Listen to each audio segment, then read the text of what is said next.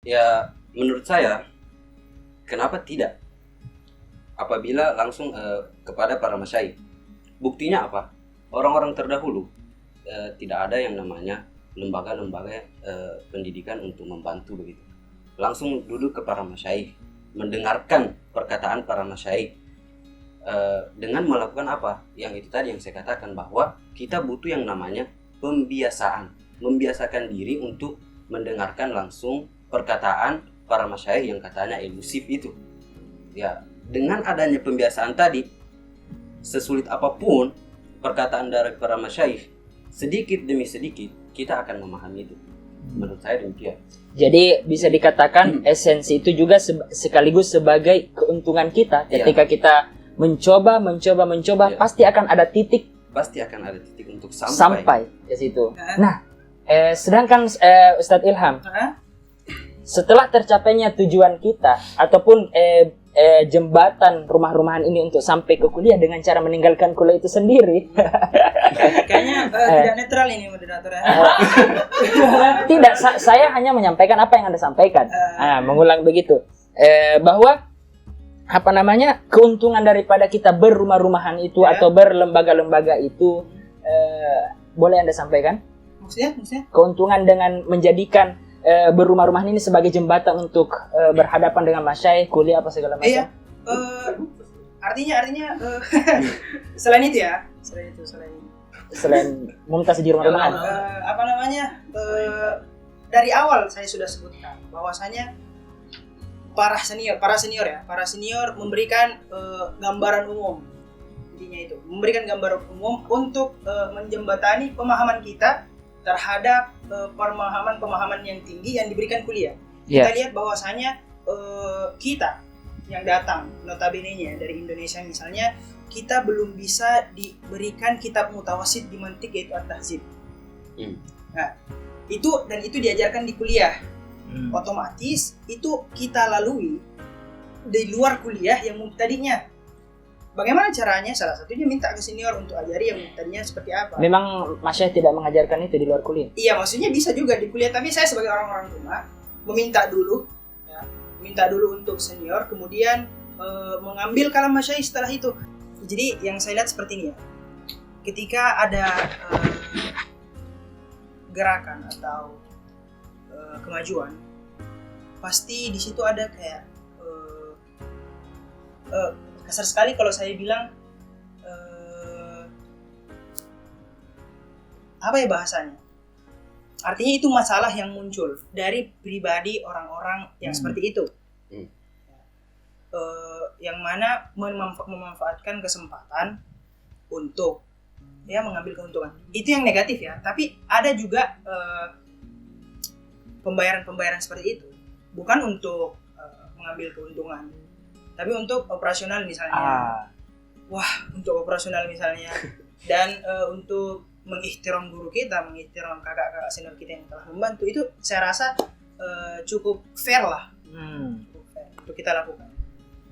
Nah, Saudara Rusman, menanggapi fenomena yang terjadi, talaki atau belajar di orang Indonesia dan berbayar, gimana menurut pandangan Anda? Ya, kita lihat realita kehidupan mahasiswa ya. Sebagaimana tadi yang dikatakan oleh Ustadz Ilham, bahwa di situ dalam bayar-membayar itu ada segi positif, ada negatif. Yang mana tadi negatif yang kayak mengambil kesempatan dalam hal ini. Oke. Kemudian yang positifnya itu ya kayak kita bentuk ihtiram kepada guru. Oke, yang saya garis bawahi, kenapa kalau memang harus berbayar kepada orang Indonesia, kenapa kita tidak langsung duduk kepada para masyayikh, yang mana Al-Azhar ini membuka lebar kepada para mahasiswanya, para pelajarnya untuk duduk kepada para masyayikh begitu. Kenapa harus ikut kepada orang Indonesia yang yang harus berbayar pula? Dan menurut saya juga belajar kepada orang Indonesia yang kayak sebuah lembaga begitu, ya itu menurut saya menghilangkan kebebasan diri saya untuk belajar begitu. Kalau menurut saya pribadi, kenapa waktu kita harus diatur belajar jam segini, terus waktu berhentinya harus begini, kemudian ada standarisasi nilai yang harus tercapai misalnya di dalam sebuah lembaga begitu. Sedangkan di Azhar tidak demikian, kita dibuka, diberikan kebebasan. Iya. Buktinya apa? Tidak ada absensasi, tidak ada absen. Jadi Anda ada lembaga-lembaga talaki, madyafa. Iya. Jadi kenapa tidak langsung duduk kepada para masyayikh begitu? Kalaupun itu berbayar ya mending alatul masyayikh. Ini alatul. Tapi kalau saya sendiri menanggapi hal bayar berbayar itu ya tidak ada masalah, karena di dalam dalil ada juga dalilnya bahwa kalau kalian mengajarkan Al-Qur'an dan kemudian kalian dibayar, ya ambil aja bayarannya itu. Dan ini kan ilmu agama, mengantarkan untuk pemahaman Al-Qur'an dan ilmu syariat segala macam. Kalau kita mengambil bayaran ya tidak ada masalah. Tetapi poinnya adalah kalau memang ada masyayikh yang lebih memumpuni, ya kalau berbayar ya mending di syekh yang memumpuni. Saya rasa saudara Ilham juga paham kan dalam hal ini dan setuju. Mbak, ada Madya Fasya Ismail, ada Soleh Ja'fari, banyak yang tidak banyak tuh uang untuk bayar itu. Ya, simpel itu. Tapi menanggapi hal ini juga, kita setuju dengan adanya rumah, lembaga segala macam menjembatani. Kita juga setuju mending alatul syekh langsung situ duduk bertalaki. Lazim bertalaki ala tulabul azhar. Untuk tulab azhar. Tetapi bagaimana dengan saudara-saudara kita tidak masuk rumah, tidak juga bertalaki? Nah, itu masalah besar. Nah, pendapat saudara Usman nih gimana? Apa? Bisa ganti bicara. Kenapa ya? Membela diri. Mari kita datangkan orangnya. Oke, ternyata kita Kita panggil orangnya. Nah, menanggapi hal ini bagaimana saudara Usman? Yang teman-teman kita yang tidak menyempatkan untuk masuk rumah, tidak menyempatkan untuk bertalaki, lebih kepada ya gitu, gimana saudara Usman? Ya, itu merupakan sebuah hal yang menyedihkan sebenarnya kalau dilihat dari segi bahwa kita di sini itu untuk belajar. Tetapi di sisi lain bahwa kita tidak boleh menganggap itu suatu yang rendah, menganggap rendah mereka begitu, atau mengucilkan atau apalah begitu. Karena belajar ini ya untuk bagaimana kita menghadapi dan menghidupi hidup. Bisa diulang? Jadi menghadapi, belajar itu adalah bagaimana cara kita untuk menghadapi dan menghidupi hidup. Okay. Nah, hidup ini tidak didapat hanya dengan menghafal apa yang ada di dalam isi kita, tetapi bisa melalui pengalaman. Jadi orang-orang yang kayak tidak belajar, yang kerjanya cuma nongkrong di warung kopi kayak saya misalnya, yang tidak masuk di rumah-rumah, terus katanya jarang kuliah, ya bukan berarti di luar itu saya tidak belajar. Saya itu terjun langsung kepada realita. Bukan, maksudnya saya terjun langsung ke realita masyarakat. Bagaimana bersosialisasi kepada masyarakat. Oh, Anda RT? RW, Pak. Iya. Jadi sebagaimana yang saya katakan tadi, bahwa memang ini sangat menyedihkan bahwa ada orang yang tidak masuk ke rumah-rumah, terus tidak duduk talaki kepada para masyayikh. Ini merupakan suatu yang menyedihkan. Tetapi di sisi lain kita tidak boleh menganggap itu sesuatu yang yang boleh diremehkan begitu. Boleh jadi dia itu belajar melalui pengalamannya. Mungkin dia tidak duduk langsung kepada para masyayikh, tapi dia belajar melalui pengalamannya. Karena ya tadi hidup ini ya bagaimana kita menghadapi dan menghidupi hidup. Oke. Saudara Ilham, bagaimana duduk di warung kopi? Enggak dong. Ya bagaimana saudara Ilham dalam hal ini?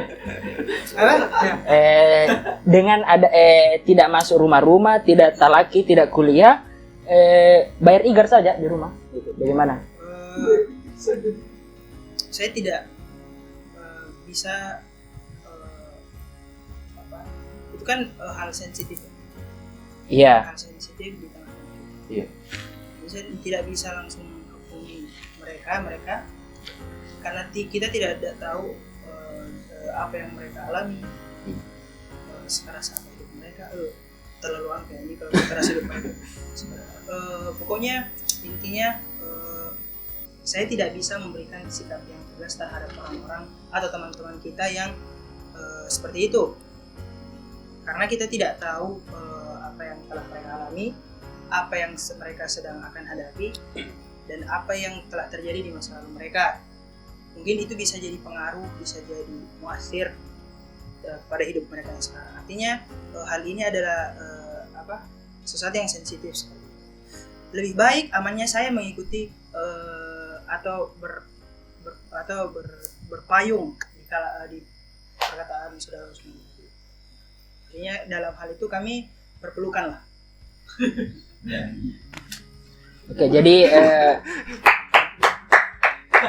simpelnya kalau kawan-kawan yang tidak berumah, tidak talaki apa segala macam ya menjual wes. Hello masyarakat. Ya, yuk. Nah, terakhir closing statement. Pertanyaan terakhir closing statement. Stereotip apa? Stereotip. Nah, sebagai closing statement setelah kita berdiskusi panjang dalam hal ini, saya akan mengajukan suatu pernyataan dan silahkan ditanggapi. Saudara Ilham, pertama, stereotip ketergantungan belajar Masisir tanpa talaki, IAIN, UIN, cabang Kairo. Intinya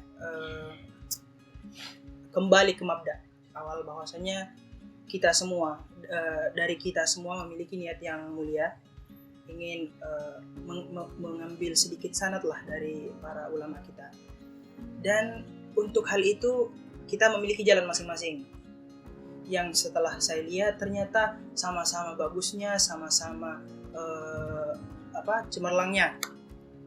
Mungkin di antara kita ada yang ingin saya ingin dicambuk dulu lah untuk bisa bersungguh-sungguh dan lain sebagainya. Ada yang ingin terbang, mengeksplor dengan bebasnya demi satu tujuan tadi, untuk mengambil sanad, untuk mengambil keilmuan dari para ulama kita. Jadi stereotip yang mengatakan bahwasanya Masisir itu ketergantungan belajar tanpa talaki, itu saya rasa ungkapan yang terlalu beranjak atau berangkat dari pemikiran yang belum terlalu dalam. Karena buktinya baik jalan yang satu dengan jalan yang lain itu ujung-ujungnya akan sampai kepada tujuan atau niat yang tadi. Seperti itu. Saudara Usman. Jadi intinya, jalan apapun yang kalian pilih, jangan pernah berhenti belajar. Karena belajar bukan hanya mengambil dari buku, belajar adalah menghadapi dan mengikuti.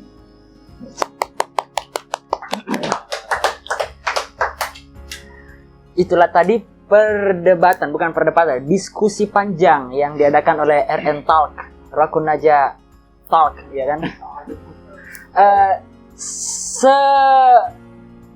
Apapun yang Anda korbankan untuk datang ke Mesir dan tiba di Mesir, Anda mau masuk rumah, Anda mau bebas dengan kebebasannya, dengan satu tujuan, memahami kalam Syekh.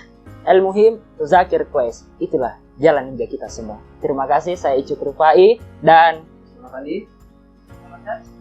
jangan lupa follow IG kami Rakunaja dan ikuti perkembangan bagaimana keseruan YouTube yang Terima kasih. Assalamualaikum warahmatullahi wabarakatuh. Waalaikumsalam warahmatullahi wabarakatuh.